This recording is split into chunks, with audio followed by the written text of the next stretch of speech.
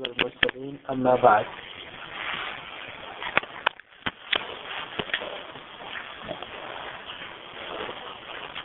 গত সপ্তাহে আমাদের যে আলোচনা চলছিল বুখারী শরীফের যে পঞ্চম হাদিসটি এর উপরে,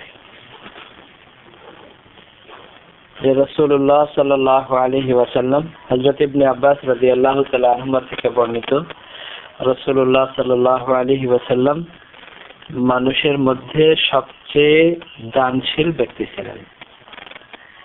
এর উপরে আমাদের কথা ছিল যে সবচেয়ে বেশি দানশীল ব্যক্তি ছিলেন রাসূলুল্লাহ সাল্লাল্লাহু আলাইহি ওয়াসাল্লাম। তো সারা জীবন দারিদ্রতার জীবন যাপন করেছেন ইচ্ছা করে, এবং দোয়া করেছেন, আল্লাহুম্মা আহিনি মিসকিনা ওয়া আমিতনি মিসকিনা ওয়াহশুরনি ফি জুমরাতিল মাসাকিন। হে আল্লাহ, আমাকে তুমি জীবিত রাখো মিসকিন হিসাবে, এবং যখন আমি মারা যাই তখনও যেন আমি মিসকিন হিসাবেই মারা যাই, এবং কিয়ামতের দিন আমি যেন যারা মিসকিন তাদের সাথে কিয়ামতের দিন যেন আমি উঠি। এবং এই ধরনের আরো অনেক হাদিস আছে যে হুজুর সাল্লাল্লাহু আলাইহি ওয়াসাল্লাম শুধু নিজেই যে নিজের জন্য অবলম্বন করেছেন তাই নয়, এক সাহাবী এসে বলেছেন, ইয়া রাসূলুল্লাহ, আমি আপনাকে মহব্বত করি, ভালোবাসি। হুজুর সাল্লাল্লাহু আলাইহি ওয়াসাল্লাম বলেছেন যে তুমি চিন্তা করে দেখো কি বলছো। ইয়া রাসূলুল্লাহ, আপনাকে আমি ভালোবাসি। রাসূলুল্লাহ সাল্লাল্লাহু আলাইহি ওয়াসাল্লাম বলেন যে তাহলে তুমি এর জন্য প্রস্তুত হয়ে যাও যে আমার সাথে যদি কেউ ভালোবাসা রাখে তাহলে দারিদ্রতা তার দিকে এমন ভাবে ধাবিত হয় যেমন উপরের থেকে পানি যেমন নিচের দিকে গড়িয়ে আসে, এত দ্রুত। এবং এটাই আমরা দেখি সাহাবায়ে কেরামের জীবনে,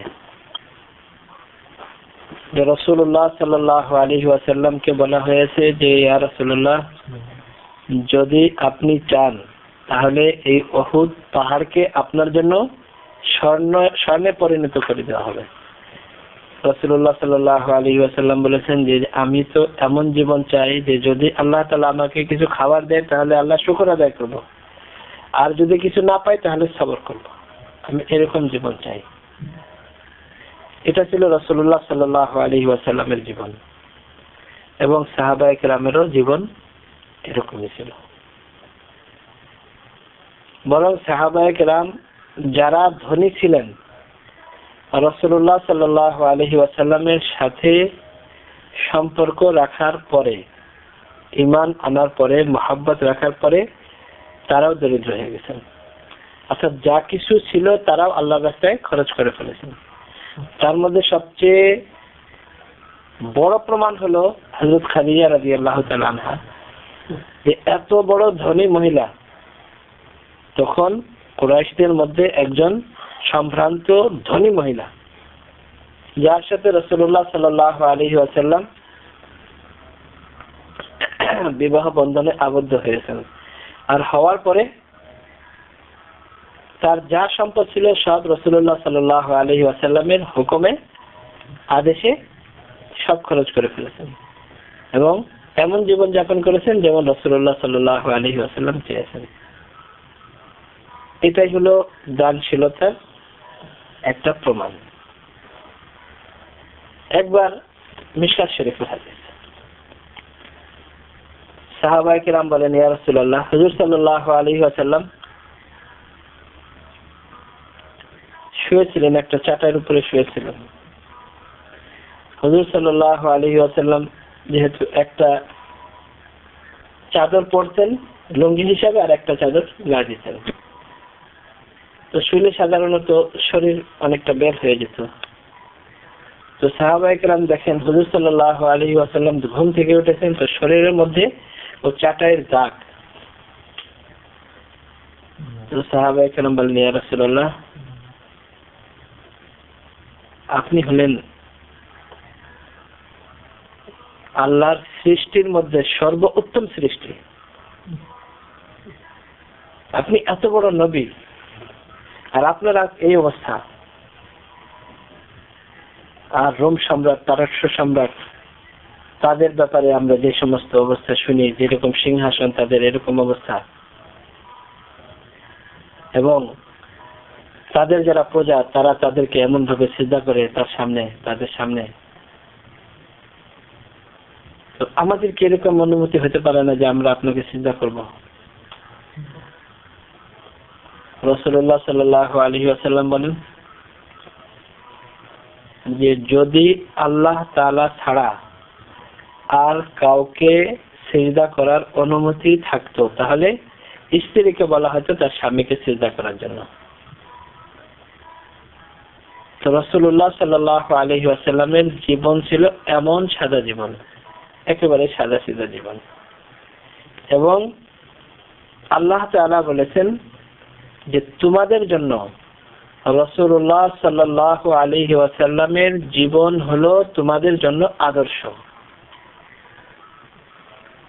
হযরত আয়েশা সিদ্দিকা রাদিয়াল্লাহু তাআলা আনহাকে হুজুর সাল্লাল্লাহু আলাইহি ওয়াসাল্লামের একটা হলো বাহিরের, যেটা সাহাবায়ে কেরাম সবসময় দেখতেন যে হুজুর সাল্লাল্লাহু আলাইহি ওয়াসাল্লামের জীবন কেমন, ভিতরে ঘরের জীবন কেমন এটা তো সাহাবায়ে কেরাম বুঝতে পারবেন না। তো উম্মুল মুমিনিন হযরত আয়েশা সিদ্দিকা রাদিয়াল্লাহু তাআলা আনহাকে জিজ্ঞেস করেছেন যে হুজুর সাল্লাল্লাহু আলাইহি ওয়াসাল্লামের জীবন সম্পর্কে আপনি কিছু বলুন। হুজুর সাল্লাল্লাহু আলাইহি ওয়াসাল্লামের লেনদেন আপনাদের সাথে কেমন, জীবন আপনাদের সাথে কেমন? হযরত আয়েশা সিদ্দিকা রাদিয়াল্লাহু তাআলা আনহা নির্দ্বিধায় কোনো চিন্তা ভাবনা ছাড়া বলেন যে কানা খুলুকুহু আল কুরআন। রাসূলুল্লাহ সাল্লাল্লাহু আলাইহি ওয়াসাল্লামের চরিত্র আখলাক এটাই হলো কোরআন। যা কিছু আপনারা কোরআনে পড়েন এটাই রাসূল সাল্লাল্লাহু আলাইহি ওয়াসাল্লামের জীবন। আল্লাহ তাআলা বলেন লাকাদ কানা লাকুম ফি রাসূলিল্লাহি উসওয়াতুন হাসানাহ লিমান কানা ইয়ারজুল্লাহ ওয়াল ইয়াউমিল আখির। রাসূলুল্লাহ সাল্লাল্লাহু আলাইহি ওয়াসাল্লামের জীবনী হলো তোমাদের জন্য লাকাদ কানা লাকুম তোমাদের জন্য জরুরি ফি রাসূলিল্লাহি আল্লাহ তাআলার রাসূলের জীবনে উসওয়াতুন হাসানাহ উত্তম আদর্শ, উত্তম চরিত্র। এই আদর্শ বাস্তবায়ন করা কার জন্য? লিমান কানা ইয়ারজুল্লাহ, যে ব্যক্তি আল্লাহ তাআলাকে চায় অর্থাৎ আল্লাহর উপর ঈমান আনে ওই ব্যক্তির জন্য। ওয়াল ইয়াউমিল আখির, এবং আখিরাতের দিবসকে চায়, যে আল্লাহ তাআলাকে চায় এবং আখিরাতের দিনকে চায়, তার জন্য রাসূলুল্লাহ সাল্লাল্লাহু আলাইহি ওয়াসাল্লামের জীবনের মধ্যে হলো তার জন্য আদর্শ। রাসূলুল্লাহ সাল্লাল্লাহু আলাইহি ওয়াসাল্লামের আদর্শ হলো খোদা প্রদত্ত আদর্শ, এবং ওই আদর্শই হলো দুনিয়ার জীবনে জন্মের থেকে নিয়ে একটা বাচ্চা যতদিন পর্যন্ত সে দুনিয়াতে জীবিত থাকবে, বড় হবে, বিয়ে করবে, ব্যবসা করবে, চাকরি করবে, যা কিছু করবে, মরা পর্যন্ত রাসূলুল্লাহ সাল্লাল্লাহু আলাইহি ওয়াসাল্লামের আদর্শই হলো তার আদর্শ।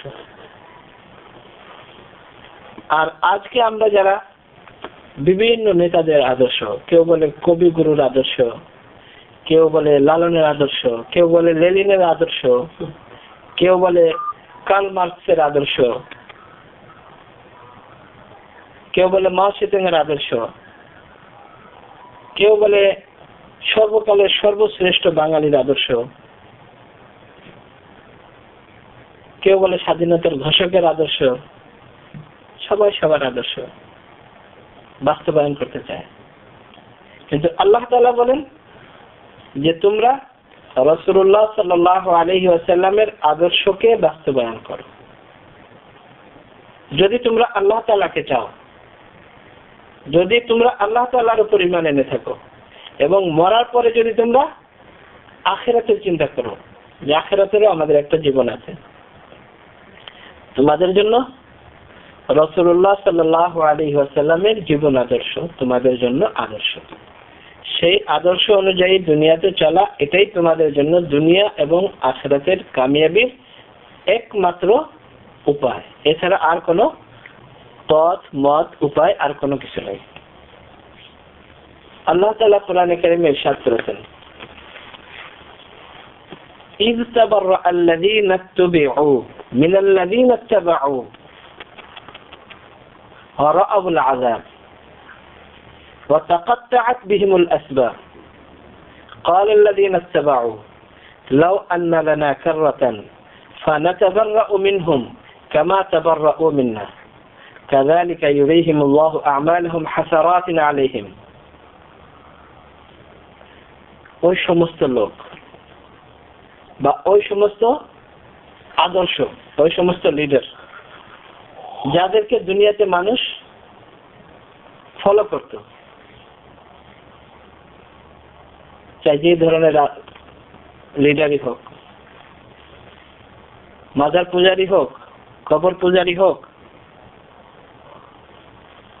বা শিখা চিরন্তনের পূজারি হোক, যে ধরনের লিডারই হোক, আল্লাহ তাআলা বলেন ইয তাবাররা আল্লাযীনা তুবিউ, যাদেরকে ফলো করা হইতো তারা কিয়ামতের দিন বলবে না তোমাদের সাথে আমাদের কোনো সম্পর্ক নেই। মিনাল্লাযীনা তাবাউ, যারা ফলো করত, ফলোয়ার যারা, তারা যখন বলবে যে আমরা তো আপনাকে ফলো করতাম, আপনাকে মানতাম, তারা বলবে যে না তোমাদের সাথে আমাদের কোনো সম্পর্ক নেই। ওয়ারাউল আযাব, তখন সামনে দেখবে আযাব, আর কোনো উপায় নেই, আর কোনো রাস্তা নেই, শুধু আযাব আর আযাব।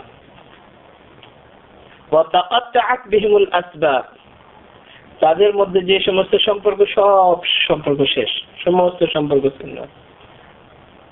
অমুক লিডার, অমুক লিডার, অমুক নেতা, অমুক, সমস্ত সম্পর্ক শেষ। তাদের সামনে আযাব, এদের সামনে আযাব।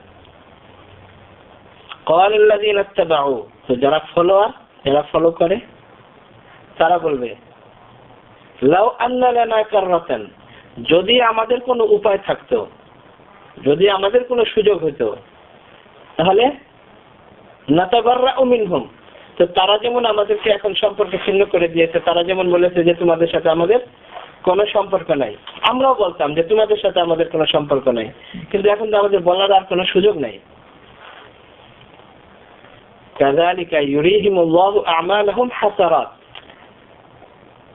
এভাবেই দুনিয়াতে যারা বিভিন্ন আদর্শকে ফলো করে, বিভিন্ন মতকে, বিভিন্ন পথকে যারা ফলো করে, তাদের আর কোনো উপায় থাকবে না, শুধু তাদের সামনে হাসারাত, আক্ষেপ, আফসোস ছাড়া আর কিছুই করার থাকবে না।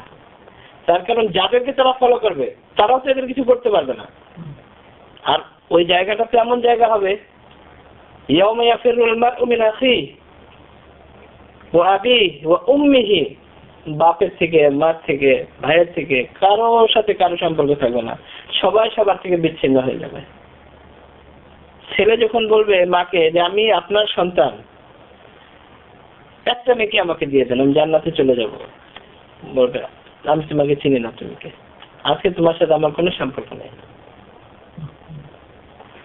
তো যেখানে মা বাপের সম্পর্ক, মা সন্তানের সম্পর্ক শেষ, তো সেখানে ওই সমস্ত লোক যারা দুনিয়াতে মডেল, যারা দুনিয়াতে আদর্শ, নিজেদেরকে আদর্শ হিসেবে প্রতিষ্ঠিত করেছে, তো তারা সেখানে তাদের কি উপকার করবে? কোনো কিছুই করতে পারবে না।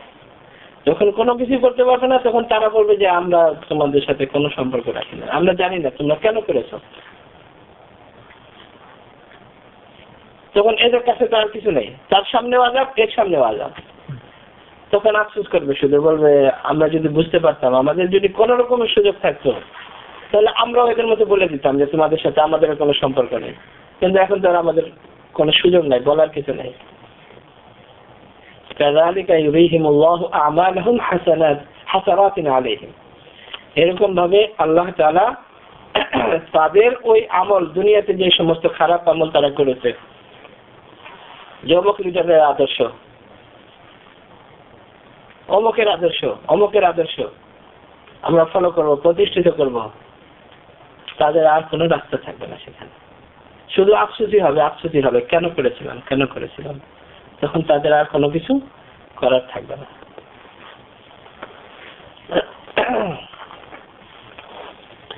এরপর একটা জিনিস ছিল, وكان يلقاه في كل ليلة من رمضان فيدارسه القرآن। হযরত জিবরিল আলাইহিস সালাতু ওয়াস সালাম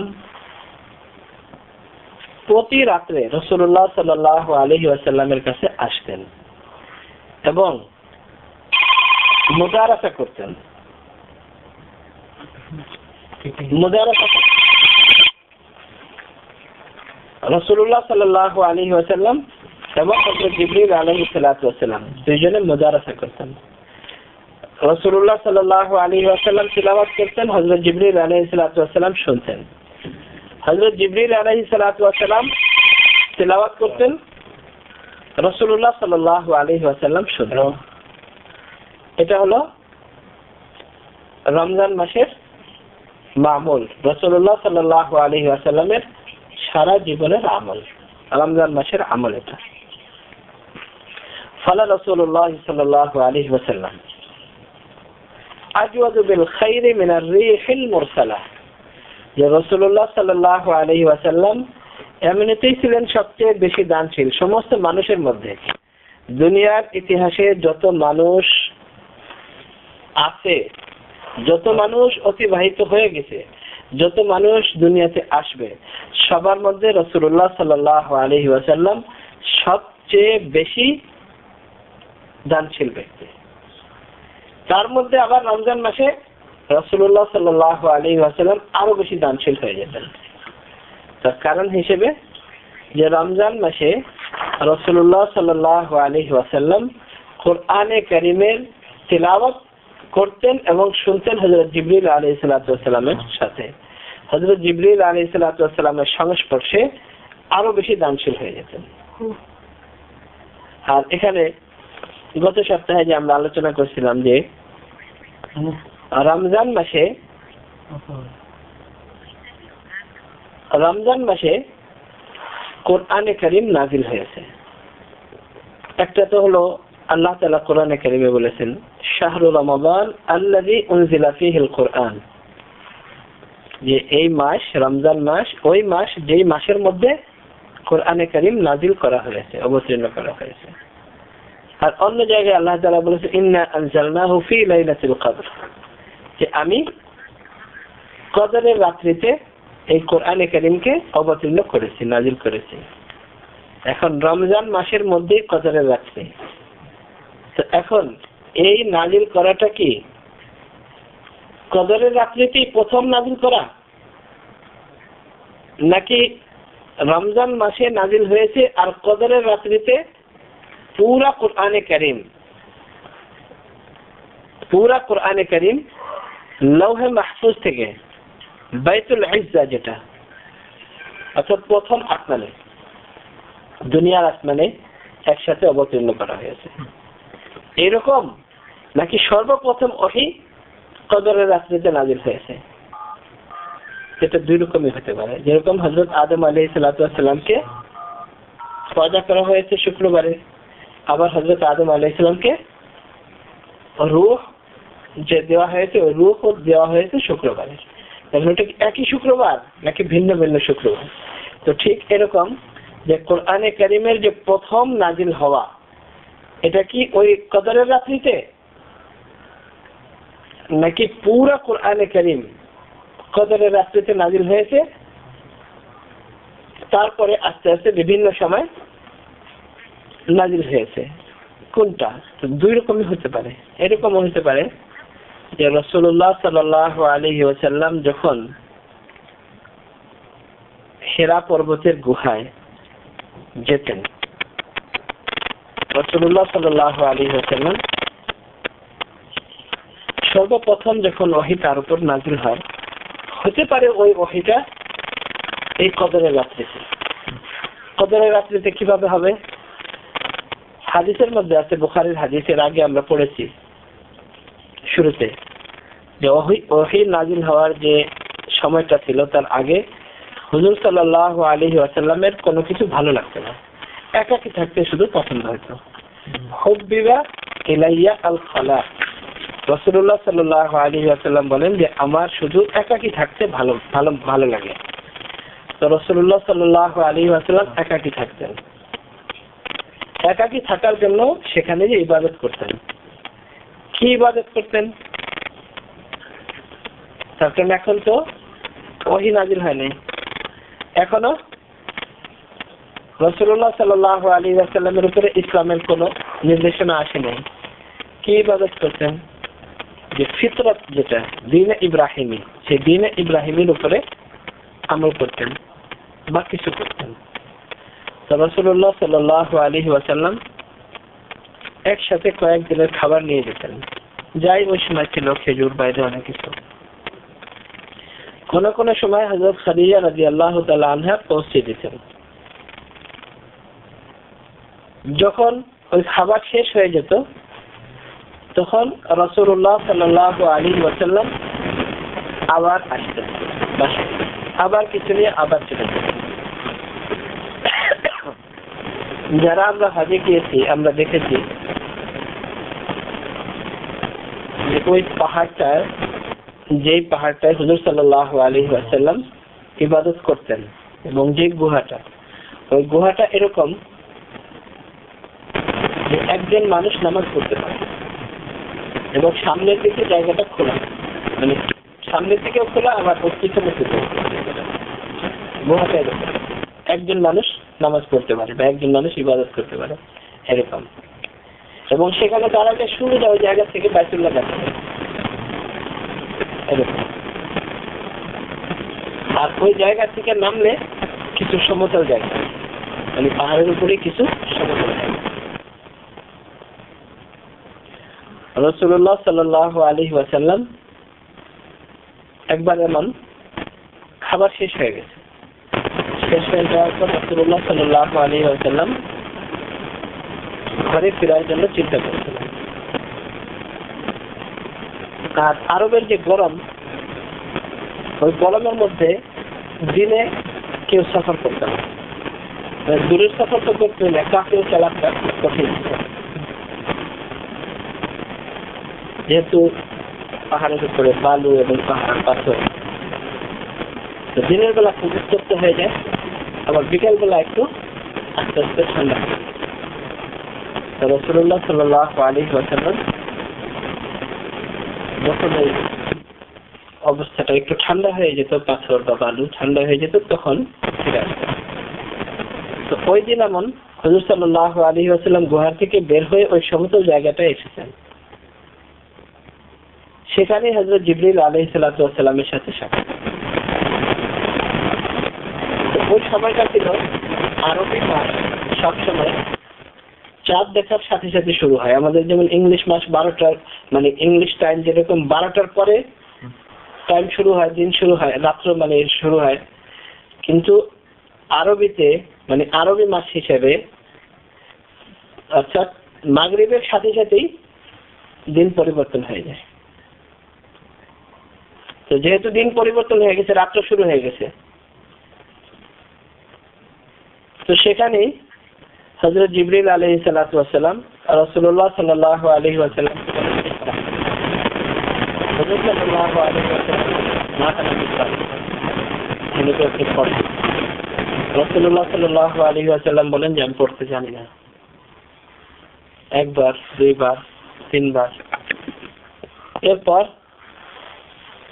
হযরত জিবরিল আলাইহিস সালাতু ওয়াস সালাম রাসূলুল্লাহ সাল্লাল্লাহু আলাইহি ওয়াসাল্লামকে দুই হাতে ধরে এইভাবে চাপ দিয়েছেন। এরপর থেকে রাসূলুল্লাহ সাল্লাল্লাহু আলাইহি ওয়াসাল্লাম পড়া শুরু করেছেন। তো এর দ্বারাই আমরা বুঝতে পারি যে এই যে শিক্ষা, কোরআনের যে শিক্ষা এবং কোরআনের যে পড়া, এটার সম্পর্ক শুধু এই বাহ্যিক সম্পর্ক নয়, এটার সম্পর্ক রূহের সাথে, রূহানিয়তের সাথে সম্পর্ক। এবং এর জন্য অনেক কিছু আদব আছে যেগুলো দুনিয়ার বই পুস্তক পড়ার জন্য দরকার পড়ে না। যদি আমরা মনে করি সারা দুনিয়ার সবচেয়ে বড় ইউনিভার্সিটির সবচেয়ে বড় একটা গুরুত্বপূর্ণ বই কেউ যদি ওযু ছাড়া ধরে, কোনো গুনাহ হবে? কিন্তু ছোট বাচ্চাও যদি চায় যে আম্মা পারাটা ধরবে, ওযু ছাড়া পড়তে পারবে? আমাদের দেশের যদি একেবারে প্রেসিডেন্ট যদি চায় যে ওই আম্মা পাড়া শুধু এটা ওযু ছাড়া ধরবে, তার জন্য দেওয়া যাবে?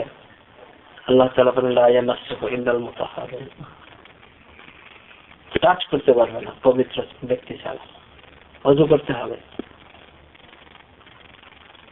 হযরত ওমর রাদিয়াল্লাহু তাআলা আনহুর বোন মার খাওয়ার পরেও, এত মার খাওয়ার পরেও, ভাই এত মারপিট করেছেন, তারপরেও যখন ওই ধরতে চাইতেন বলছেন না তুমি ধরতে পারবে না, তোমার হাত দেবো না আমি যতক্ষণ পর্যন্ত তুমি গোসল না করো। লা ইয়ামাসসুহু ইল্লাল মুতাহহারুন। এর সম্পর্ক শুধু বাহ্যিক পড়ার সাথে নয়, এর সম্পর্ক রুহানিয়তের সাথে। আমি অনেক ইলম হাসিল করে ফেললাম আর আমার ভিতরে কোনো আমল নাই, আমি কিছুই শিখে নাই।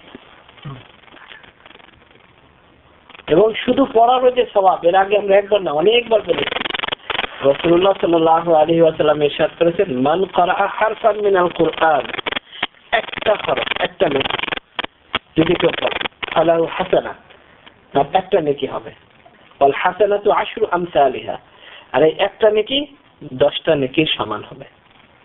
এরপর রাসূলুল্লাহ সাল্লাল্লাহু আলাইহি ওয়াসাল্লাম বলেন, আনা লা আকুলু আলিফ লাম মিম হারফুন, এই যে আমরা পড়ি না আলিফ লাম মিম যালিকাল কিতাবু লা রাইবা ফিহ, সো আলিফ লাম মিম এটা একটা হরফ না, একটা লেটার না। আলিফুন হারফুন ওয়া লামুন হারফুন ওয়া মিমুন হারফুন।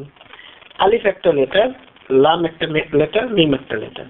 কেউ যদি আলিফ লাম পড়ে তাহলে 30টা নেকি হবে।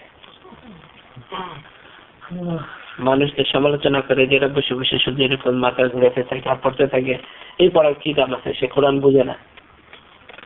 আল্লাহ রাসূল সাল্লাল্লাহু আলাইহি ওয়াসাল্লাম বলেন যে বোঝার সাথে কোনো সম্পর্ক নেই, শুধু পড়লেও সওয়াব পাবে।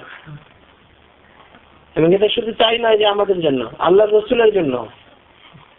আল্লাহ তাআলা কোরআনে কারীমে 3 জায়গায় বর্ণনা করেছেন, বা'আসা ফিল উম্মিয়িনা রাসূলাম মিনহুম ইয়াতলু আলাইহিম, যে আল্লাহ তাআলা পাঠিয়েছেন একজন নবী তাদেরই মধ্য থেকে, ইয়াতলু আলাইহিম আয়াতিহি, কোরআনে কারীমের আয়াত তিলাওয়াত করা, শুধু পড়া, এটাও নবীর দায়িত্ব।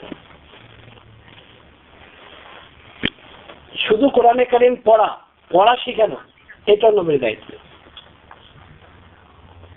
শুধু কোরআনে কারীম পড়া। সেই জন্য যারা কোরআনে কারীম পড়ায় তারাও রাসূলুল্লাহ সাল্লাল্লাহু আলাইহি ওয়াসাল্লামের পক্ষ থেকে প্রতিনিধি। এবং তাদের মর্যাদা কতটুকু? আল্লাহ রাসূল সাল্লাল্লাহু আলাইহি ওয়াসাল্লাম খায়রুকুম, তোমাদের মধ্যে উত্তম, মান তাআল্লামাল কুরআন, যে কোরআনে কারীম শিখে, ওয়া আল্লামাহু, এবং যে শিখায়। আমরা যতই বলি অমুক ব্যক্তি উত্তম, অমুক ব্যক্তি উত্তম, আল্লাহ রাসূল বলেন যে কোরআনে কারীম শিখে এবং শিখায়, সে হলো উত্তম ব্যক্তি তোমাদের মধ্যে। এবং এর ফজিলত কত বেশি? মান সালাকা তারিকান ইয়ালতামিসু ফীহি ইলমান সাহালাল্লাহু লাহু তারিকান ইলাল জান্নাহ, যে ব্যক্তি রাস্তা অতিক্রম করে, ইয়ালতামিসু ফীহি ইলমান, ইলম অর্জন করার জন্য রাস্তা অতিক্রম করে, সাহালাল্লাহু লাহু তারিকান ইলাল জান্নাহ, আল্লাহ তাআলা ওই ব্যক্তির জন্য জান্নাতের রাস্তা সহজ করে দেন। সুবহানাল্লাহ। আল্লাহ রাসূল সাল্লাল্লাহু আলাইহি ওয়াসাল্লাম বলেছেন। এবং ওই ব্যক্তির জন্য যে শুধু কোরআনে কারীম শেখার জন্য, অর্থ শেখার জন্য নয়, তাফসীর শেখার জন্য নয়, কোরআনে কারীম শেখার জন্য, পড়া শিখবে, ওই ব্যক্তির জন্য ফেরেশতারা রহমতের দোয়া করতে থাকে।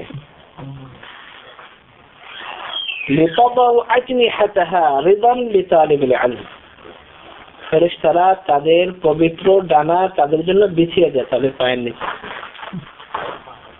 শুধু এই যে ইলম অর্জনকারী তাকে সন্তুষ্ট করার জন্য।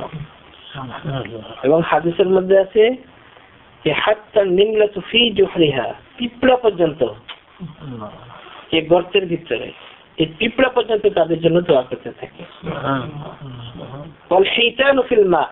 পানির ভিতরে যে সমস্ত মাছ, এই মাছ পর্যন্ত তাদের জন্য দোয়া করতে থাকে।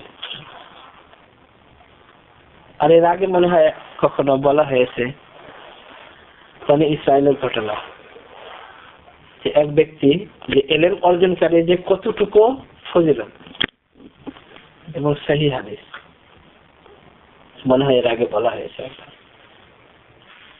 যে এক ব্যক্তি অনেক খারাপ লোক ছিল, চুরি ডাকাতি কোনো কিছু বাদ দেয়নি, অনেক মানুষকে হত্যা করেছে। হত্যা করতে করতে করতে করতে করতে 99টা হয়ে গেছে। সহিহ হাদিস হওয়ার পরে অনুতপ্ত হয়ে এখন চিন্তা করেছে যে এর থেকে আমার মুক্তি পাওয়ার আর কি রাস্তা আছে। তো সে ওই সময় ছিল, যেহেতু বনি ইসরায়েলের ঘটনা, কোন রাহেবের কাছে গিয়েছে। রাহেব বলতে ইহুদিদের যারা বড় আলেম পণ্ডিত রাবাই যাদেরকে বলি, তো সে বলেছে না, কোনো রাস্তা নেই, তোমার জন্য আর কোনো পথ খোলা নেই আল্লাহর কাছে। এরপর আরেকজনের কাছে গিয়েছে, সেও এরকম ভাবে বলেছে। যাই হোক, তো সে কি করেছে, রাগে গুসা বলছে আমার জন্য আর কোনো পথ খোলা নেই, একেও হত্যা করেছে। এতই যখন গুনাহগার আমি, আমার আর কোনো তওবার কোনো রাস্তা নাই আমার জন্য, আমি তওবা করতে চাই, তারপর শেষ করে গেছে। এখন চিন্তা করছি এখন তো আরো পাপ করলাম, আগে যা করেছি চুরি ডাকাতি যা করেছি না করেছি, এখন তো একজন ভালো মানুষকে মেরে ফেললাম। এখন আরো অনুতপ্ত হয়ে তালাশ করতেছে আর কার কাছে যাওয়া যায়, আর কার কাছে যাওয়া যায়। আরেকজন ওরকম রাহেব পাইছে, তার কাছে গেছে। তার কাছে যে বলেছে যে আমি এরকম এরকম অন্যায় করেছি, গুনাহ করেছি, এখন আমার জন্য কি কোনো রাস্তা খোলা আছে? সে বলেছে হ্যাঁ, অবশ্যই খোলা আছে, তুমি আল্লাহর কাছে তওবা করো, আল্লাহ তোমাকে মাফ করে দেন।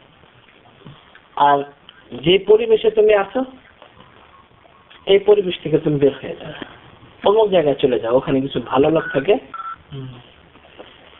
ওখানে তুমি চলে যাও, ওখানে গেলে তোমার অবস্থা ভালো হয়ে যাবে, আল্লাহ তোমাকে মাফ করে দিবে, তুমি আল্লাহর কাছে তওবা করো।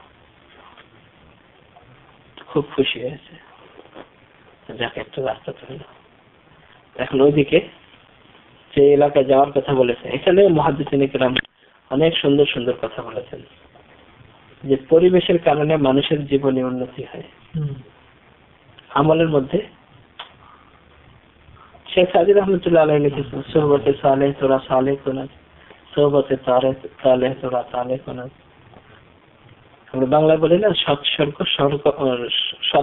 স্বর্গবাস, অসৎসঙ্গ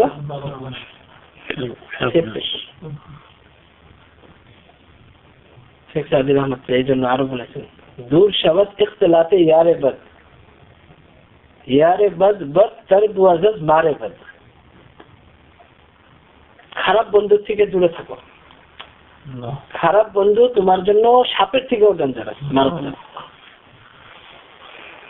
যে সাপ বেশি থেকে বেশি কি করবে, তোমাকে কাটলে তোমার জান চলে যাবে, কিন্তু তোমার যদি খারাপ বন্ধু হয় সে তোমার ঈমান নষ্ট করে ফেলবে।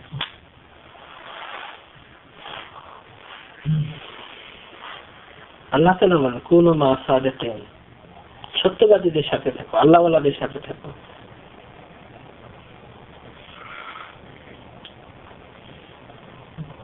তো বেচারা এখন চলা শুরু করছে, চলতে চলতে চলতে চলতে রাস্তায় তার ইন্তেকাল হয়ে গেছে।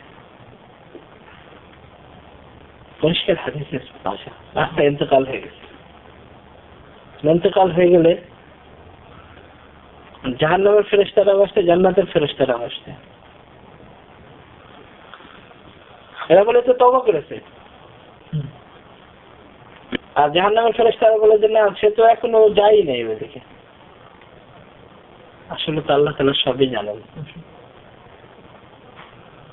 কিয়ামত পর্যন্ত মানুষকে বোঝানোর জন্য। এখন ফেরেশতাদের ভিতরে তারা কম্প্রোমাইজ করতেছে যে সে যেই জায়গা থেকে চলেছে, বিভিন্ন রকমের মুহাদ্দিসিনের মধ্যে এখানেও আছে উক্তি আছে যে যেই জায়গা থেকে চলেছে ওই জায়গা মাপো, আর যে জায়গা সে যাবে ওই জায়গা মাপো।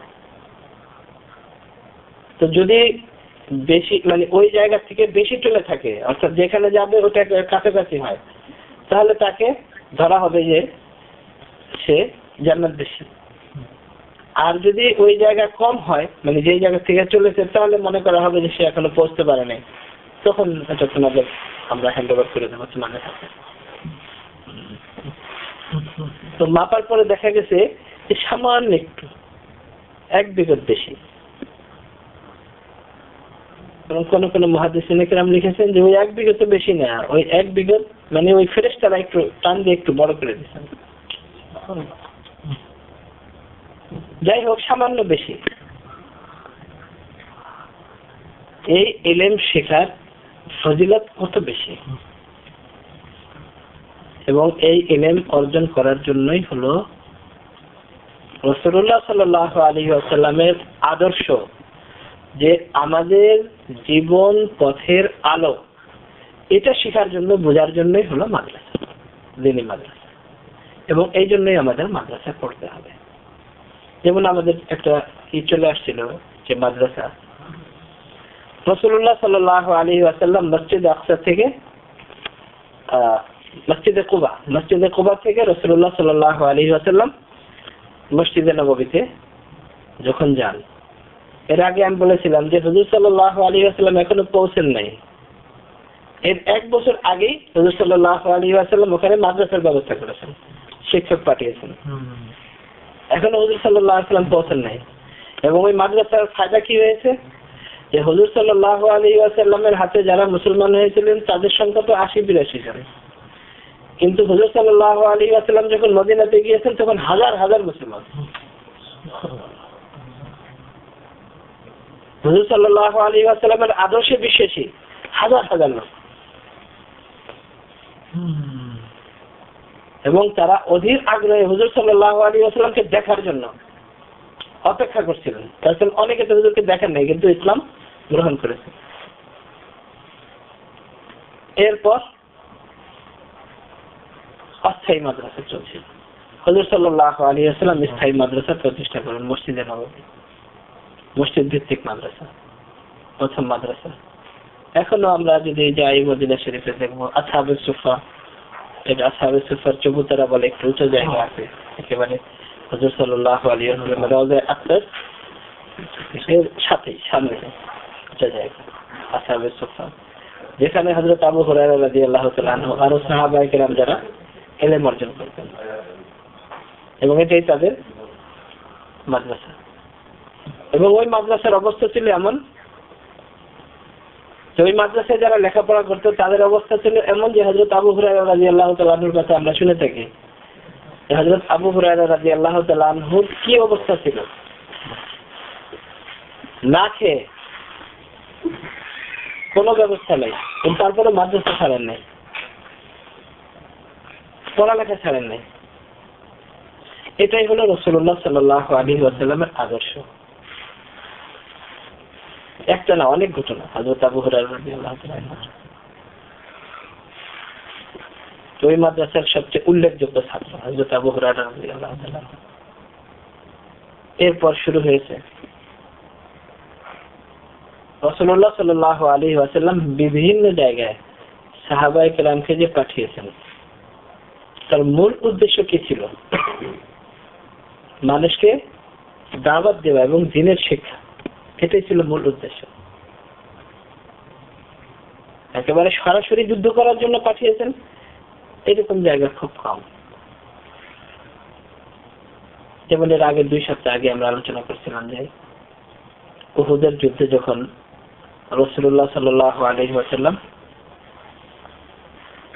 এবং সাহাবায়ে কেরাম হুজুর সাল্লাল্লাহু আলাইহি ওয়াসাল্লামের এবং যাদেরকে হুজুর সাল্লাল্লাহু আলাইহি ওয়াসাল্লাম আমির বানিয়েছিলেন তাদের কথা সামান্য একটু অমান্য করার কারণে, অমান্য না বোঝার কারণে, যে হুজুর সাল্লাল্লাহু আলাইহি ওয়াসাল্লাম যারা আমির ছিলেন তাদেরকে বলেছেন যে এদেরকে এই জায়গা থেকে আর সরাবে না, আর তারাও বলেছেন যে তোমরা এখান থেকে সরবে না যতক্ষণ পর্যন্ত যুদ্ধ শেষ না হয়। কিন্তু একটু ভুল বোঝাবুঝি হয়ে গেছে। আমিরের তারাও ইতাআত করেছে আমিরের কথা মতোই, কিন্তু তারা চিন্তা করেছে যে এখন যুদ্ধ যেহেতু শেষ হয়ে গেছে, এখন তো আর আমাদের এটা ফলো করা জরুরি না। শুধু এতটুকু ভুলের কারণে 70 জন সাহাবায়ে কেরাম শহীদ হয়ে গেছেন। এবং অনেক জখমি। তারা যখন মদিনাতে ফিরে এসেছেন এবং যারা শহীদ হয়েছেন তাদের মধ্যে হযরত হামজা রাদিয়াল্লাহু তাআলা আনহু, হুজুর সাল্লাল্লাহু আলাইহি ওয়াসাল্লামের চাচা, কি অবস্থাতে আমরা সবাই এর আগে শুনেছি। হযরত ওয়াহশী রাদিয়াল্লাহু তাআলা আনহু কিভাবে নির্দয়ভাবে শহীদ করেছেন, পরে তিনিও মুসলমান হয়ে গেছেন, এটা আমরা অনেকবার শুনেছি।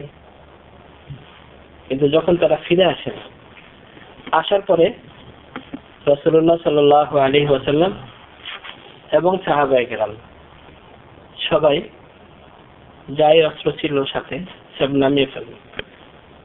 হযরত জিবরিল আলাইহিস সালাতু ওয়াসসালাম বললেন, ইয়া রাসূলুল্লাহ, আপনারা অস্ত্র রেখে দিয়েছেন, ফেরেশতারা তো অস্ত্র এখনো রাখেনি। আল্লাহ তাআলার পক্ষ থেকে হুকুম হয়েছে তাড়াতাড়ি আপনারা বনু কুরাইজা এবং বনু নযীরের উপর আক্রমণ করেন। আপনারা অস্ত্র রেখে দিয়েছেন, ফেরেশতারা এখনো অস্ত্র রাখেনি, আমি এখন অস্ত্র রাখিনি। হাদিসের ভাষা। তো এরকম সরাসরি অর্ডার এরকম খুব কম, কিন্তু অধিকাংশ জায়গায় সাহাবায়ে কেরামদেরকে পাঠানো হয়েছে শিক্ষক হিসেবে।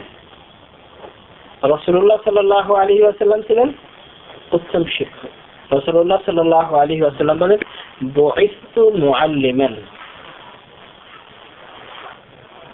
বুইস্তু লিউতাম্মিমা মাকারিমাল আখলাক, যে আমাকে দুনিয়াতে পাঠানোই হয়েছে শিক্ষক হিসেবে।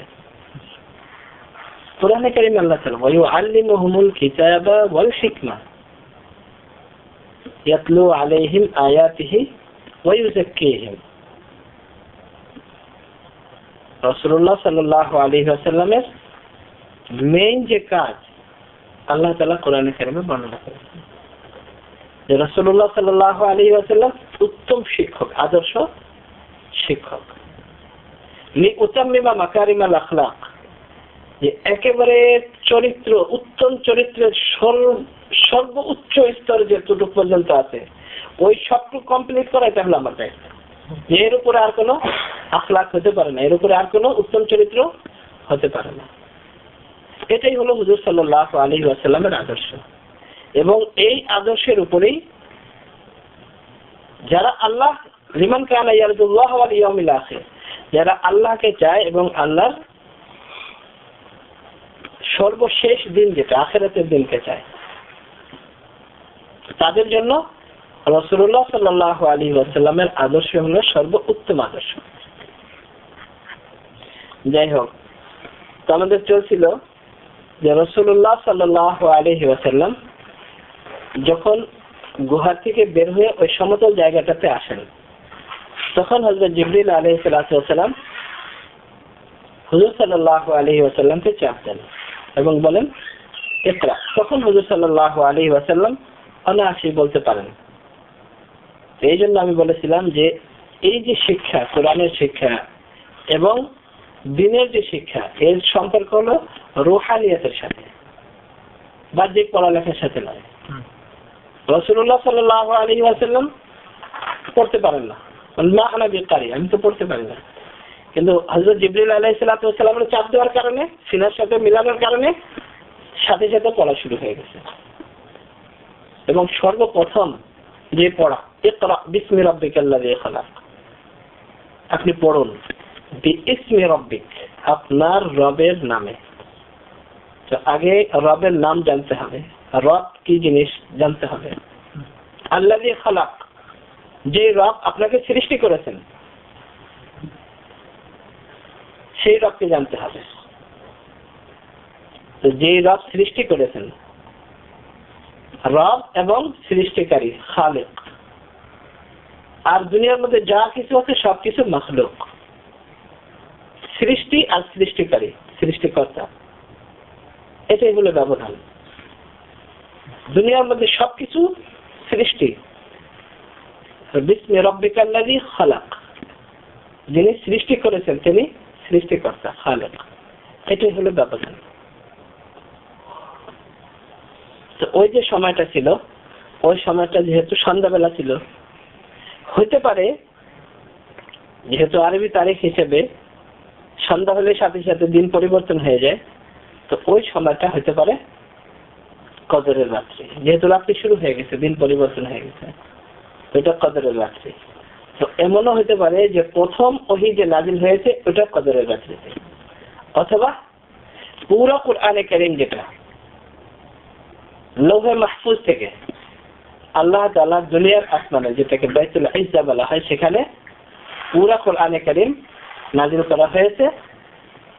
সেখান থেকে 23 বছরে আস্তে আস্তে করে যখন যতটুকু প্রয়োজন ততটুকু রাসূলুল্লাহ সাল্লাল্লাহু আলাইহি ওয়াসাল্লামের কাছে অবতীর্ণ করা হয়েছে। এটা হতে পারে যে প্রথম অবতীর্ণ হওয়া, এটাও কদরের রাত্রিতে হতে পারে, অথবা পুরো কোরআনে কারীম আল্লাহ তাআলা কদরের রাত্রিতে নাজিল করেছেন, এটাও হতে পারে। এটা হলো রমজান মাসে ওহী আসার যে সর্বপ্রথম ওহী আসা। এটা রমজান মাসের মধ্যে শবে কদর হতে পারে, অথবা যে কোনো রমজান মাসের যে কোনো দিনেও হতে পারে। আর হতে পারে দুইটা ঘটনাচক্রে একসাথে হতে পারে। এরপর রাসূলুল্লাহ সাল্লাল্লাহু আলাইহি ওয়াসাল্লাম সাহাবায়ে কেরামকে বিভিন্ন জায়গায় এই কোরআনের শিক্ষার জন্য, রাসূলুল্লাহ সাল্লাল্লাহু আলাইহি ওয়াসাল্লামের আদর্শ বাস্তবায়ন করার জন্য বিভিন্ন জায়গায় পাঠিয়েছেন।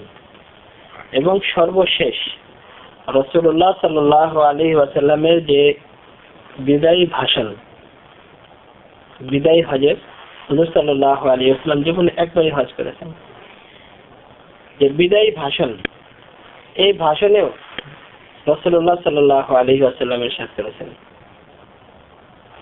বাল্লিগু আন্নী ওয়ালাউ আয়া হাদিসু আন বনি ইসরাঈল ওয়ালা হারাজ। যে একটা আয়াতে যদি, অর্থাৎ একটা কথাও যদি আমার পক্ষ থেকে সঠিকভাবে তোমরা জেনে থাকো তাহলে পৌঁছিয়ে দাও। উত্তম শিক্ষকের ছাত্রদের জন্য এটা হলো আদেশ। যে সর্বোত্তম আদর্শবান শিক্ষক তিনি তার যত ছাত্র ছিল সবাইকে আদেশ দিয়েছেন। কিন্তু মান কাযাবা আলাইয়া মুতাআম্মিদান, রাসূলুল্লাহ সাল্লাল্লাহু আলাইহি ওয়াসাল্লাম ইরশাদ করেছেন যে যদি কোনো ব্যক্তি আমার উপর মিথ্যা আরোপ করে, মান কাযাবা আলাইয়া মুতাআম্মিদান ফালিয়াতাবাওয়া মাকআদাহু মিনান নার, সে যেন তার ঠিকানা জাহান্নামে করে নেয়। যে হুজুর সাল্লাল্লাহু আলাইহি ওয়াসাল্লাম একটা কথা বলেননি, আর যদি কোনো ব্যক্তি বলেন যে হুজুর সাল্লাল্লাহু আলাইহি ওয়াসাল্লাম বলেছেন, হুজুর সাল্লাল্লাহু আলাইহি ওয়াসাল্লামের রেফারেন্সে এমন কোন কথা বলা যেটা হুজুর বলেননি। রাসূলুল্লাহ সাল্লাল্লাহু আলাইহি ওয়াসাল্লাম বলেন, মান কাযাবা আলাইয়া মুতাআম্মিদান ফালিয়াতাবাওয়া মাকআদাহু মিনান নার, সে যেন তার ঠিকানা জাহান্নামে করে নেয়। তো এতটুকু সততা এবং এতটুকু সূক্ষ্মভাবে রাসূলুল্লাহ সাল্লাল্লাহু আলাইহি ওয়াসাল্লামের শিক্ষাকে সারা দুনিয়াতে পৌঁছে দেওয়া, ছড়িয়ে দেওয়া, এটাই হলো দ্বীনি মাদ্রাসার প্রথম কাজ। রাসূলুল্লাহ সাল্লাল্লাহু আলাইহি ওয়াসাল্লামের আদর্শ বাস্তবায়ন করা নিজের জীবনে এবং প্রতিটি মানুষের জীবনে, এটাই হলো দ্বীনি মাদ্রাসার প্রথম মাদ্রাসা থেকে শুরু করে অদ্যাবধি যত দ্বীনি মাদ্রাসা আছে সেই সমস্ত মাদ্রাসার কাজ। রাসূলুল্লাহ সাল্লাল্লাহু আলাইহি ওয়াসাল্লামের পর হযরত আবু বকর রাদিয়াল্লাহু তাআলা আনহুর যুগেও ঠিক এইভাবে চলেছে।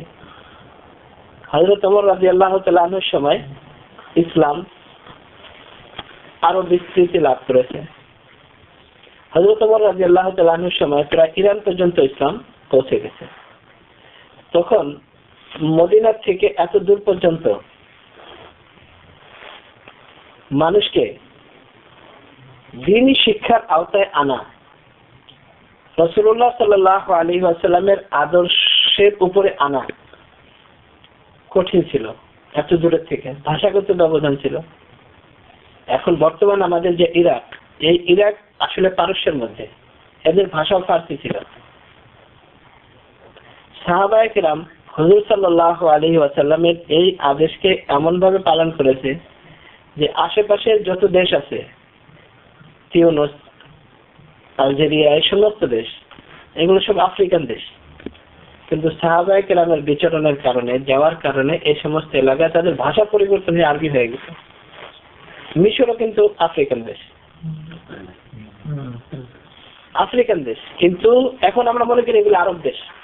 সাহাবায়ে কেরামের কারণে, সাহাবায়ে কেরাম এত বেশি এই সমস্ত এলাকায় মেহনত করেছেন যে তাদের ভাষা পরিবর্তন হয়ে গেছে। ইরাক পারস্যের মধ্যে, যে আমরা বলি না রোম সম্রাট, পারস্য সম্রাট, এই পুরা ইরাক পারস্য সম্রাটের আন্ডারে। এই সব এলাকায় ভাষা ফার্সি ছিল। সাহাবায়ে কেরামের মেহনতের কারণে পরিবর্তন হয়ে গেছে। এর আগেও আমি হয়তো আপনাদেরকে বলেছি, হযরত ওমর রাদিয়াল্লাহু তাআলা আনহুর সময় যখন ইসলাম ছড়াতে ছড়াতে ইরান পর্যন্ত চলে আসে, তখন মদিনা থেকে নিয়ে এদেরকে দ্বীনি শিক্ষা ব্যবস্থা চালু করা কঠিন ছিল। হযরত ওমর রাদিয়াল্লাহু তাআলা আনহু সাহাবায়ে কেরামদেরকে ফ্যামিলি সহ হিজরত করার জন্য উদ্বুদ্ধ করেছেন। দু একজন না, হাজার হাজার সাহাবায়ে কেরাম ফ্যামিলি সহ ইরাকে পাঠিয়েছেন। এবং কুফা এবং বাসরা, যে দুটা শহর, এই দুটা শহর এর আগে আমি অনেকবার বলেছি যে প্ল্যানিং করে হযরত ওমর রাদিয়াল্লাহু তাআলা আনহু আবাদ করেছেন। প্ল্যানিং মানে দুনিয়ার হিসেবে না, আখিরাতের হিসেবে, দ্বীনের হিসেবে, যেন এই জায়গা থেকে ইরান পর্যন্ত সাহাবায়ে কেরাম মানুষকে দ্বীনের দাওয়াত দিতে পারে। কুফা এবং বাসরা, এই দুটা শহর হযরত ওমর রাদিয়াল্লাহু তাআলা আনহুর বানানো শহর, গড়া শহর। এবং এখানেই হযরত আব্দুল্লাহ ইবনে মাসউদ রাদিয়াল্লাহু তাআলা আনহু, এত বড় সাহাবী, রাসূলুল্লাহ সাল্লাল্লাহু আলাইহি ওয়াসাল্লাম বলেছেন যে যদি আব্দুল্লাহ ইবনে মাসউদ তোমাদেরকে কিছু বলে তাহলে অবশ্যই মনে করে যে এটা ঠিক। এত বড় সাহাবী হযরত আব্দুল্লাহ ইবনে মাসউদ রাদিয়াল্লাহু তাআলা আনহু। এবং এই হযরত আব্দুল্লাহ ইবনে মাসউদ রাদিয়াল্লাহু তাআলা আনহু কয়েকজন সাহাবা, তার মধ্যে একজন হযরত আব্দুল্লাহ ইবনে মাসউদ রাদিয়াল্লাহু তাআলা আনহু, যে যাকে আল্লাহ তাআলা হুজুর সাল্লাল্লাহু আলাইহি ওয়াসাল্লামকে হুকুম করেছেন তার তিলাওয়াত শোনার জন্য। এত বড় সাহাবী, হুজুর সাল্লাল্লাহু আলাইহি ওয়াসাল্লামের খাস খাদেম যারা যারা, যেরকম হযরত আনাস রাদিয়াল্লাহু তাআলা আনহু, তার লকাবই হলো খাদিম রাসূলুল্লাহ। হযরত উসামা বিন যায়েদ রাদিয়াল্লাহু তাআলা আনহুর লকাব হলো হিব্বু রাসূলুল্লাহ, রাসূলুল্লাহ সাল্লাল্লাহু আলাইহি ওয়াসাল্লামের প্রিয় পাত্র, তার লকাব এটা। হযরত আব্দুল্লাহ ইবনে মাসউদ রাদিয়াল্লাহু তাআলা আনহুর লকাব হলো সাহিবুন আলাই রাসূলুল্লাহ, রাসূলুল্লাহ সাল্লাল্লাহু আলাইহি ওয়াসাল্লামের জুতা ওঠানো খাদেম। এরকম ব্যক্তিত্ব। এবং তার জ্ঞান এবং ইলম সম্পর্কে এর আগে বললাম, হুজুর সাল্লাল্লাহু আলাইহি ওয়াসাল্লাম এমন ভাবে সার্টিফিকেট দিয়েছেন যে যদি আব্দুল্লাহ ইবনে মাসউদ কিছু বলে তাহলে মনে করবে অবশ্যই এটা ঠিক, তোমরা মেনে নাও। এবং ফুকাহায়ে কেরাম এবং মুহাদ্দিসিনে কেরাম বলেন যে সমস্ত সাহাবায়ে কেরামের ইলম যদি আমরা দেখি তাহলে ৬ জন সাহাবীর ভিতরে পাওয়া যায়। মানে সমস্ত সাহাবায়ে কেরামের ইলম যদি একত্রিত করা হয় তাহলে ৬ জন সাহাবীর ভিতরে পাওয়া যায়। আর ওই ৬ জনের ইলম যদি আমরা একত্রিত করি তাহলে ২ জনের মধ্যে পাওয়া যায়। এই ২ জনের মধ্যে একজন হযরত আলী রাদিয়াল্লাহু তাআলা আনহু আর একজন হলেন হযরত আব্দুল্লাহ ইবনে মাসউদ রাদিয়াল্লাহু তাআলা আনহু। এত বড় সাহাবী হযরত ওমর রাদিয়াল্লাহু তাআলা আনহু হযরত আব্দুল্লাহ ইবনে মাসউদ রাদিয়াল্লাহু তাআলা আনহুকে কুফায় পাঠিয়েছেন শুধু এই দ্বীনি শিক্ষার জন্য।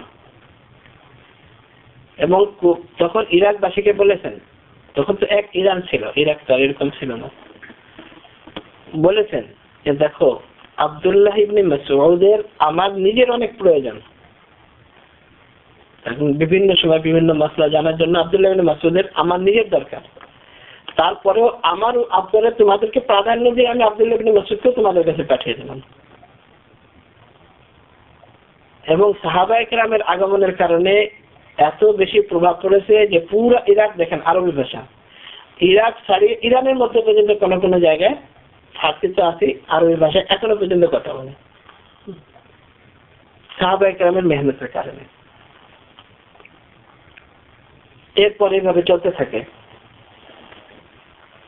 ইমাম আবু হানিফা রহমতুল্লাহ আলাইহ যখন তার জন্ম হয় 80 হিজরিতে, তখন ইমাম জাহিদ ইবনুল হাসান কাউসারি রহমতুল্লাহ আলাইহ লিখেছেন যে 1600 সাহাবায়ে কেরাম শুধু কুফাতে তখন জীবিত ছিলেন। 1600 সাহাবায়ে কেরাম শুধু কুফাতে জীবিত ছিলেন, একটা শহরে। এত সাহাবায়ে কেরামের আগমন ছিল এই এলাকাতে শুধু এই দিনের সাথে। এরপর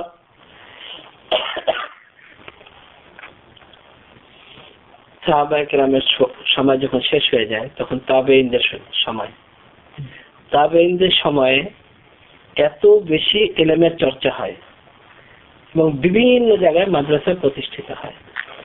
এবং এই তাবেঈনদের সময়ই হযরত ওমর বিন আব্দুল আজিজ রাহমাতুল্লাহ আলাইহির সময় সর্বপ্রথম হাদিসকে একত্রিত করা হয়। এর আগে তো প্রয়োজন ছিল না, সাহাবায়ে কেরাম জীবিত, যার যখন যা দরকার সাহাবীর কাছে জিজ্ঞেস করে নিত। এক সাহাবী না বলতে পারলে অন্য সাহাবীর কাছে যে হুজুর সাল্লাল্লাহু আলাইহি ওয়াসাল্লামের কাছে আপনি কি শুনেছেন এই ব্যাপারে বলে দিতেন। কিন্তু হাদিস একত্রিত করা এটা তার প্রয়োজন ছিল না। সাহাবায়ে কেরাম করতেন, যার যার হিসেবে করতেন, লিখে রাখতেন। হযরত আবু হুরায়রা রাদিয়াল্লাহু তাআলা লিখেছেন, অনেক সাহাবায়ে কেরাম, হযরত আমর ইবনে আল-আস রাদিয়াল্লাহু তাআলা লিখেছেন। কিন্তু এটা তো লিখেছেন নিজেদের প্রয়োজনে লিখেছেন, কিন্তু মানুষকে শেখানোর জন্য, পড়ানোর জন্য তখন এইভাবে হাদিস একত্রিত করার দরকার ছিল না। সাহাবায়ে কেরাম একজন আরেকজনের কাছে জিজ্ঞেস করতেন। বড় বড় তাবেঈ একজন আরেকজনের কাছে আদান প্রদান করতেন, কোনো কিছু জিজ্ঞেস করতেন। হযরত ওমর বিন আব্দুল আজিজ রাহমাতুল্লাহ আলাইহির সময় সমস্ত হাদিসকে সাহাবা এবং বড় বড় তাবেঈ যারা তখন ছিলেন তাদের কাছ থেকে হাদিসকে একত্রিত করা হয়। এই প্রথম কাজ শুরু হয় হাদিসকে একত্রিত করার কাজ। এরপরে হাদিস লেখা, একত্রিত করা, এর উপরে এর আগে আমরা আলোচনা করেছি বিভিন্ন সময় যে কিভাবে হয়েছে। এরপরে বিভিন্ন জায়গায় যে সমস্ত মাদ্রাসা প্রতিষ্ঠান গড়ে উঠেছে, ইমাম মালিক রহমতুল্লাহ আলাইহির দর্শে হাজার হাজার ছাত্র দর্শক বিভিন্ন জায়গা থেকে আসতো, দূরে দূরে থেকে আসতো।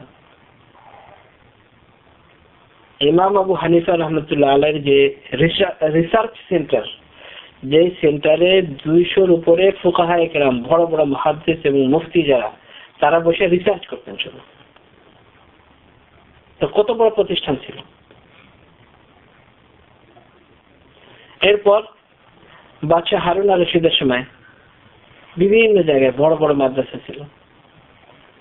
সবচেয়ে বেশি তারপরে কাজ হয়েছে তার ছেলে যখন মামুনুর রশিদ যখন বাদশাহ হয়, তখন সে শুধু এই আমাদের দ্বীনি ইলম নয়, তখন যে যারা ইসলামের বিরুদ্ধে বিভিন্ন সময় কথাবার্তা বলতো এবং রিসার্চ করত, তাদের বিরুদ্ধে প্রতিযোগিতা করার জন্য, তাদেরকে উত্তর দেওয়ার জন্য তাদের যে সমস্ত ইলম এগুলো আরবিতে ট্রান্সফার করে, যেটাকে ইউনানি ইলম বলা হয়, এবং ফালসাফা এবং এই সমস্ত বিভিন্ন বিষয়, তর্কবিদ্যা, বিভিন্ন বিষয় সংযুক্ত করা হয় ইসলামী এই বিষয়ের সাথে তাদেরকে উত্তর দেওয়ার জন্য। অনেক বড় বড় প্রতিষ্ঠান গড়ে তোলে। এবং তখন থেকে নিয়ে যতদিন পর্যন্ত খেলাফতে বনু উমাইয়া এবং খেলাফতে উসমানিয়া যতদিন পর্যন্ত বাকি ছিল, একেবারে শেষ পর্যন্ত তুর্কিদের যে রাজত্ব ছিল পুরো আরব বিশ্বে, ততদিন পর্যন্ত বিভিন্ন জায়গায় বড় বড় মাদ্রাসা ছিল। এবং তারই মধ্যে জামিয়া আজহার, যেটা এখন আজহার ইউনিভার্সিটি, এই আজহার ইউনিভার্সিটি 300 হিজরির পরে রাসূলুল্লাহ সাল্লাল্লাহু আলাইহি ওয়াসাল্লামের ইন্তেকালের 300 বছরের পরে এই আজহার বিশ্ববিদ্যালয় দ্বীনি মাদ্রাসা হিসেবে প্রতিষ্ঠিত হয় এবং সরকারিভাবে চলতে থাকে। বড় বড় ইমাম, বড় বড় আলেম এই আল আজহার বিশ্ববিদ্যালয় থেকে জন্ম নিয়েছেন এবং বড় বড় আলেম পরে আস্তে আস্তে আস্তে আস্তে হতে হতে যখন ওই সরকার, তখন থেকেই সরকার খেয়াল করত, কিন্তু তখন তো সরকার এরকম ছিল না 300 হিজরিতে। তো এই সরকার যখন চেঞ্জ হয়েছে হতে হতে এটা এখনো সরকারই রয়ে গেছে। তো যেমন সরকার হয়তো ইউনিভার্সিটি ওরকম হয়ে যায়। এখন যে কোনো ফতোয়া এখান থেকে আপনি নিতে চাইলে নিতে পারেন, যে ধরনের সরকার বলে দেওয়া ওরকম ফতোয়া চলে আসে। কিন্তু এটার প্রতিষ্ঠা হয়েছিল 300 হিজরির পরে। কত আগে? এখন থেকে প্রায় 1100 বছর আগে। এরকম আরো অনেক বড় বড় মাদ্রাসা ছিল যেখান থেকে ইমাম গাজালি, আরো বড় বড় ইমাম রাজি, বড় বড় ইমাম যারা অতিবাহিত হয়েছেন, বড় বড় আলেম, বড় বড় বুজুর্গ, বড় বড় মুহাদ্দিস, মুফাসসির, এই সমস্ত মাদ্রাসা থেকে পড়া। এবং একটা মাদ্রাসা সম্পর্কে কিতাবে লেখা অনেক প্রসিদ্ধ ঘটনা, যে যখন এই সমস্ত রাষ্ট্রীয় পৃষ্ঠপোষকতা শেষ হয়ে যায়, ইসলামী হুকুমত শেষ হয়ে যায়, ইসলামী হুকুমত শেষ হয়ে যাওয়ার পরে এই সমস্ত মাদ্রাসা টিকানোর জন্য ব্যক্তির উপরে নির্ভর করা হতো। হয়তো কোনো দিনদার ধনাঢ্য ব্যক্তি সে পুরা খরচ বহন করত। আবার কোন জায়গায় এরকম ছিল যে কোনো একজন শিক্ষক তার বাড়িতে সেই সব ব্যবস্থা করত, কিন্তু তার নিজের আর্থিক অবস্থা যদি অনেক বেশি ভালো না থাকতো তো ছাত্রদের উপর দায়িত্ব দিয়ে দিত, যে তোমাদের খাওয়া থাকা তোমাদের দায়িত্বে, আমি শুধু তোমাদেরকে পড়াবো, তোমরা থাকবে আমার এখানে, কিন্তু খাওয়া দাওয়ার ব্যবস্থা তোমরা নিজেরা করো, আমি শুধু পড়াবো তোমাদেরকে। হয়তো কোনো ধনী ব্যক্তি নিজে সাপোর্ট করতে এককভাবে, অথবা কোনো বড় আলেম সে নিজের হিসাবে চালাতে, এইভাবে চলতে থাকে অনেক বছর পর্যন্ত। দিনী মাদ্রাসা এইভাবে চলতে থাকে। তার মধ্যে একটা মাদ্রাসা, বাগদাদের মশহুর মাদ্রাসা, এক আলেমের কাছে এরকম হাজার হাজার ছাত্র পড়ত। তো 3 জন এরকম ছাত্র ছিল, তারা বন্ধু ছিল, তারা ওই দিনে ইলম হাসিল করার জন্য ওই উস্তাদের কাছে গিয়েছে। যাওয়ার পরে তাদের যা কিছু টাকা পয়সা যাই তাদের সাথে ছিল ওইগুলো নিয়ে গেছে। যাওয়ার পরে আস্তে আস্তে আস্তে আস্তে এটা শেষ হয়ে গেছে। শেষ হয়ে যাওয়ার পরে এখন তারা চিন্তা করেছে যে এখন কি করা যায়।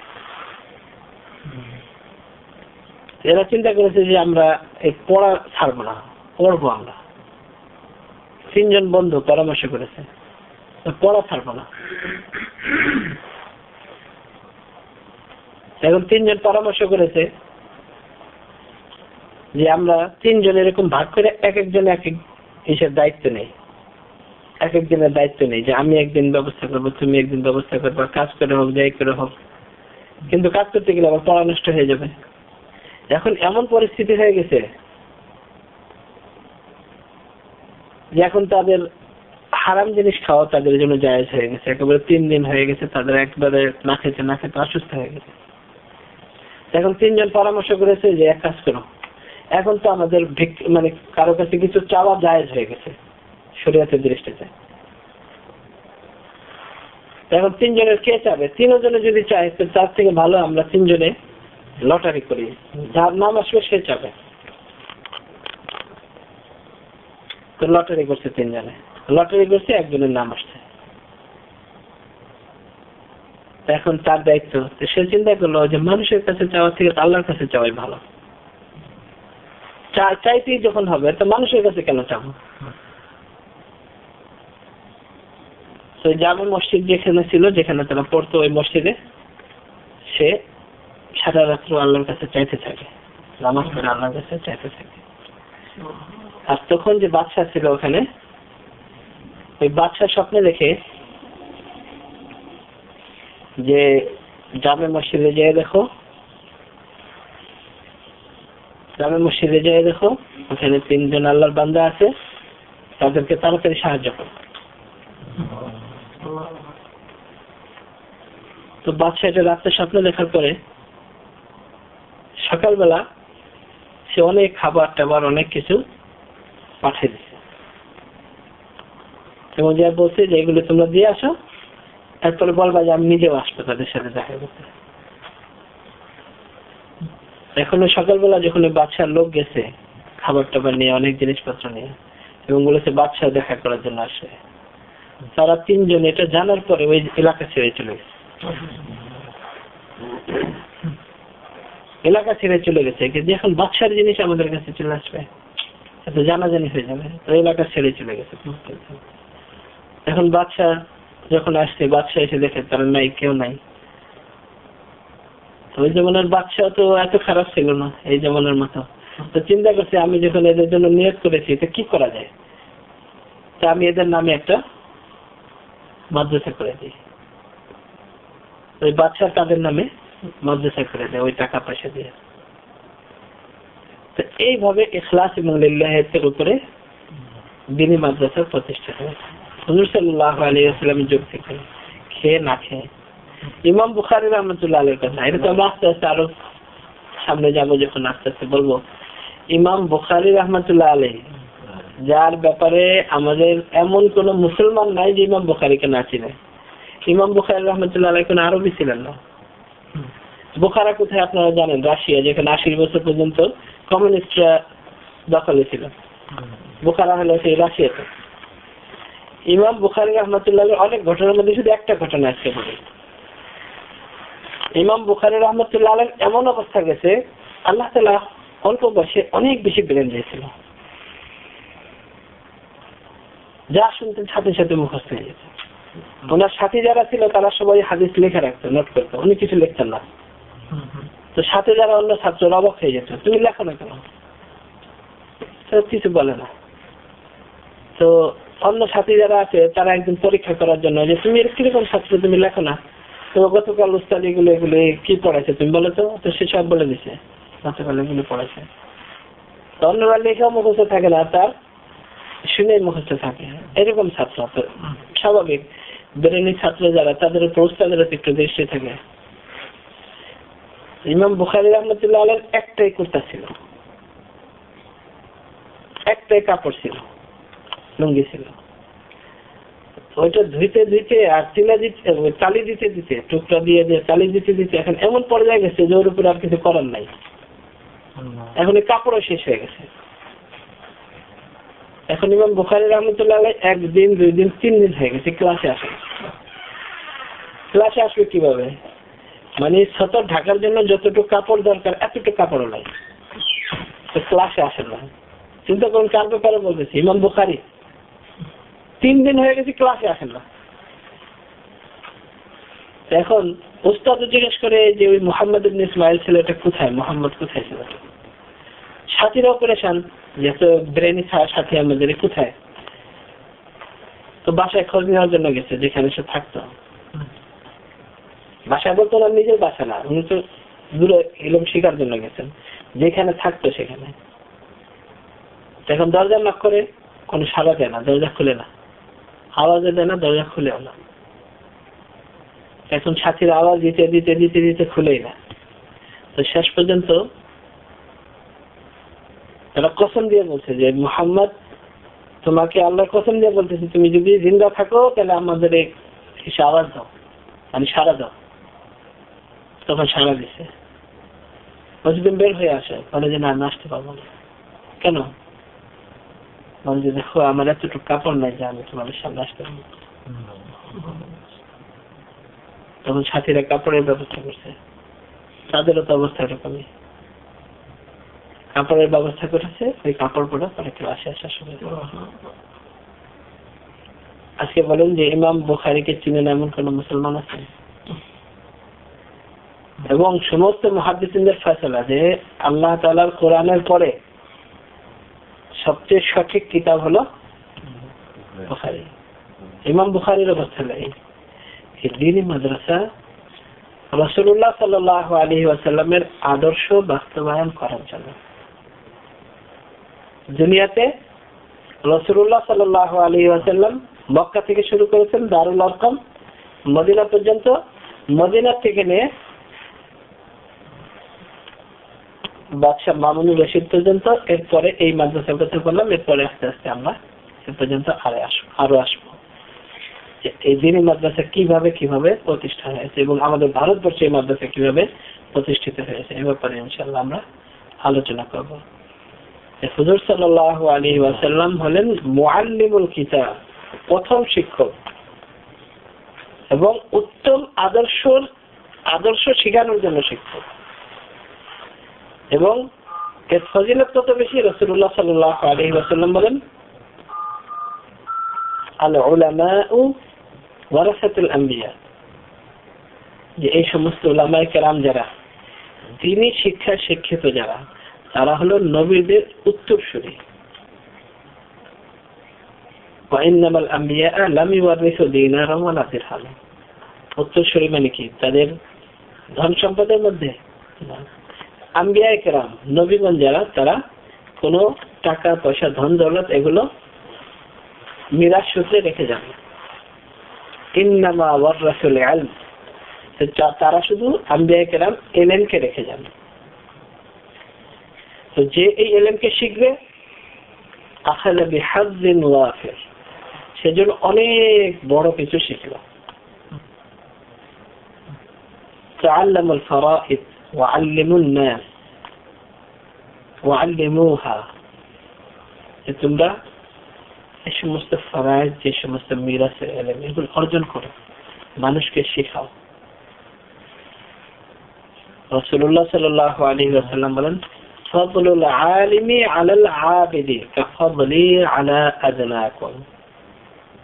একজন আলেমের ফজিলত একজন আবেদের উপর। আবেদ বলতে কি? মানে শুধু যে নামাজ পড়েছে, যে নামাজ পড়েছে, আগে তো আমরা বলি নামাজি লোক, মুসল্লি, 5 ওয়াক্ত নামাজ পড়ে। আবেদ কাকে বলে? যে সবসময় ইবাদতে মগ্ন থাকে। আল্লাহ রাসূল সাল্লাল্লাহু আলাইহি ওয়াসাল্লাম বলেন, ফাদলুল আলিমি আলাল আবিদি, একজন আলেমের ফজিলত একজন আবেদের উপরে কাফাদলি আলা আদনাকুম, যেমন আমার ফজিলত তোমাদের মধ্যে নিম্নতম সাহাবী যে তার উপরে। মানে সাহাবাদের মধ্যে একেবারে নিম্নতম সাহাবী, ছোট বয়সের সাহাবী মনে করেন, বা একেবারে নতুন হুজুর সাল্লাল্লাহু আলাইহি ওয়াসাল্লামের হাতে ঈমান এনেছে, এরকম সাহাবী। তো তাদের মোকাবেলায় রাসূলুল্লাহ সাল্লাল্লাহু আলাইহি ওয়াসাল্লামের যেমন ফজিলত, একজন আলেমের ফজিলত একজন আবেদের উপরে এমন। রাসূলুল্লাহ সাল্লাল্লাহু আলাইহি ওয়াসাল্লাম ইরশাদ করেছেন, ইন্না ফাকীহান ওয়াহিদান মুতাওয়াররিআন, একজন ফকীহ যে পরহেজগার, ফাকীহান ওয়াহিদান মুতাওয়াররিআন, একজন পরহেজগার আল্লাহ ওয়ালা ফকীহ, আশাদ্দু আলা শাইতানি মিন আলফি আবিদিন, 1000 আবেদের উপরেও ভারী। অর্থাৎ 1000 আবেদকে যে ইবাদত বন্দেগী করে সবসময়, তাকে ধোঁকা দেওয়া যেমন সহজ বা কঠিন মনে করেন, তার থেকে কঠিন হলো একজন ফকীহকে ধোঁকা দেওয়া। এটাই হযরত আব্দুল্লাহ ইবনে মুবারক রাহমাতুল্লাহ আলাইহি বলতেন, যিনি ইমাম বুখারীর ওস্তাদ, ইমাম আবু হানিফা রাহমাতুল্লাহ আলাইহির শাগির্দ, ইয়া আবিদ আল হারামাইন লা আবসারতানা লা আলিমতা আন্নাকা ফিল ইবাদাতি তালআবু। আবিদুল হারামাইন ওই সময় একজন বহুত বড় আলিম ছিলেন, যিনি সবসময় হারামি পড়ে থাকতেন, সবসময় ইবাদত বন্দেগী করতেন। তাবেঈনদের যুগের কথা, তাবেঈনদের কথা। হযরত আব্দুল্লাহ ইবনে মুবারক রাহমাতুল্লাহ আলাইহি বলেন, আবিদুল হারামাইন হিসেবে মশহুর ছিলেন, প্রসিদ্ধ। তো বলেন যে, হে আবিদুল হারামাইন, তুমি তো এখানে খাস একেবারে ইবাদতকারী, যদি আপনি জানতেন, লাউ আবসারতানা, যদি আমার এই জীবনকে আপনি দেখতেন। হযরত আব্দুল্লাহ ইবনে মুবারক রাহমাতুল্লাহ আলাইহি 6 মাস হাদিস পড়াতেন আর 6 মাস আল্লাহর রাস্তায় জিহাদ। তো বলেন যে, যদি আমার জীবন দেখতেন, আমাদের এই জীবনকে যদি দেখতেন, তাহলে এই যে আপনি যে 24 ঘন্টা ইবাদত বন্দেগী করতেছেন হারাম শরীফে, আপনি মনে করতেন যে আপনি ইবাদত করতেছেন না খেলা করতেছেন, যে আপনার ইবাদত করা এটা খেলার মতো মনে হচ্ছে। লা আলিমতা আন্নাকা ফিল ইবাদাতি তালআবু, যে আপনি ইবাদত করতেছেন, আপনি খেলা করতেছেন। একজন এরকম ফকীহ হযরত আব্দুল্লাহ ইবনে মুবারক রাহমাতুল্লাহ আলাইহি, একদিকে মুহাদ্দিস, একদিকে বড় ফকীহ, বড় ইমাম, একদিকে দাঈ ইলাল্লাহ, একদিকে মুজাহিদ ফি সাবিলিল্লাহ। তো বলেন, লা আলিমতা আন্নাকা ফিল ইবাদাতি তালআবু, তাহলে মনে করতেন যে আপনি ইবাদত নিয়ে খেলা করতেছেন। যাই হোক, আমাদের আজকের কথা এটাই ছিল। যে রাসূলুল্লাহ সাল্লাল্লাহু আলাইহি ওয়াসাল্লামের আদর্শ হলো সর্বকালের সর্বশ্রেষ্ঠ আদর্শ, এবং এই আদর্শ বাস্তবায়ন করলেই আমাদের নিজেদের জীবনে এবং সবার জীবনে বাস্তবায়ন করলেই দুনিয়া এবং আখিরাতের চিরস্থায়ী কামিয়াবি, দুনিয়ার জীবনের কামিয়াবি সফলতা এবং চিরস্থায়ী জীবনের সফলতা। এছাড়া অন্য কোনো আদর্শ বাস্তবায়ন করলে, চাই সে লালন হোক আর লেনিন হোক, মাও সেতুং হোক আর যে হোক, সর্বকালের সর্বশ্রেষ্ঠ বাঙালি বলেন আর সর্বকালের সর্বনিকৃষ্ট বাঙালি বলেন, যার কথাই আমরা বলি, অন্য কারো আদর্শ পালন করলে এই গ্যারান্টি নাই। বরং এর উল্টা, যেটা আল্লাহ তাআলা কোরআনে কারিমে বলেছেন, ইস্তাবারু আল্লাযিনা ইত্তাবাউ মিনাল্লাযিনা ইত্তাবাউ, যে যারা ওই সমস্ত লোকদেরকে ফলো করবে যে যারা নিজেদের জীবন দিনের উপরে চালায় নাই, মানুষকে বিভ্রান্ত করেছে, এবং যারা তাদের বিভ্রান্তিতে পড়েছে, নিজেরা বিভ্রান্ত হয়েছে, অন্যের আদর্শ অবলম্বন করেছে, কিয়ামতের দিন যাদেরকে ফলো করা হয়েছে তারা বলবে যে আমরা চিনি না তোমাদেরকে। আর যারা ফলো করেছে তারা তখন কি করবে? তারা বলবে হ্যাঁ, যদি আমাদের সুযোগ থাকতো তোমাদের মতো আমরা বলে দিতাম, কিন্তু আমাদের তার এখন কোনো সুযোগ নাই। আল্লাহ তাআলা বলেন, কাযালিকা ইউরিহিমুল্লাহু আমালাহুম হাসারাতিন আলাইহিম, যে দুনিয়াতে যা কিছু তারা করেছে এটা তাদের সামনে শুধু আক্ষেপ আর আফসোস হিসাবেই তাদের সামনে তারা নিজেরা দেখবে যে হ্যাঁ আমরা কি করেছি, আর কোনো রাস্তা নেই, এবং তাদের ঠিকানা হবে জাহান্নাম। আল্লাহ তাআলা আমাদের সবাইকে রাসূলুল্লাহ সাল্লাল্লাহু আলাইহি ওয়াসাল্লামের পদাঙ্ক অনুসরণ করার তৌফিক দান করেন, এবং রাসূলুল্লাহ সাল্লাল্লাহু আলাইহি ওয়াসাল্লামের উত্তম আদর্শ বোঝার, শেখার এবং আমল করার তৌফিক দান করেন, এবং নিজেদের জীবনে বাস্তবায়ন করার তৌফিক দান করেন। ওয়া আখিরু দাওয়ানা আলহামদুলিল্লাহি রাব্বিল আলামিন।